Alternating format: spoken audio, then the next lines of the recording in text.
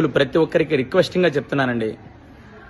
నేను ఈ విషయం గురించి ఇంతకుముందు చాలాసార్లు వీడియోలు తీసి పెట్టాను. మళ్ళీ చెప్తున్నా. ఎందుకంటే గుడికి వచ్చే భక్తులందరూ కూడా చాలా దారుణంగా వస్తున్నారు. మన హైందవ సంస్కృతి సాంప్రదాయాన్ని మర్చిపోతున్నారు. జీన్స్ ప్యాంట్లు, టీ షర్టులు, ఆడవాళ్ళు, మగవాళ్ళు కాదండి, మగవాళ్ళు అయితే లుంగీలు, షార్ట్స్ వేసుకొని రావడం. ఎటు వెళ్తోంది మన సంస్కృతి, మన సాంప్రదాయం?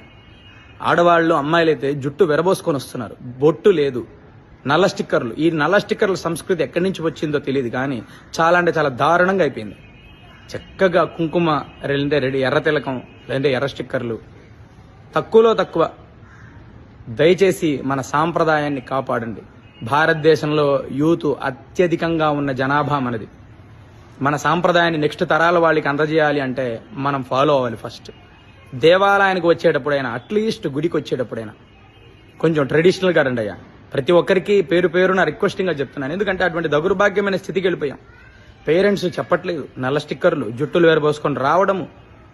ఇంకా వివాహమైన వాళ్ళైతే కాళ్ళకి మెట్టెలు ఉండవు. ఏమైనా అంటే ఇంకేదో కారణాలు, వాళ్ళు బోల్డెన్ కారణాలు రెడీగా ఉంటాయి వాళ్ళ దగ్గర చెప్పడానికి. అది మనకు అనవసరం. నేను ఎవరిని పాయింట్అవుట్ చేయట్లేదండి. దయచేసి ఎవరు అనిదా భావించకండి. ప్రతి ఒక్కరికి రిక్వెస్టింగ్గా చెప్తున్నాను. మన సంస్కృతి, మన సాంప్రదాయం మనం కాపాడాలి.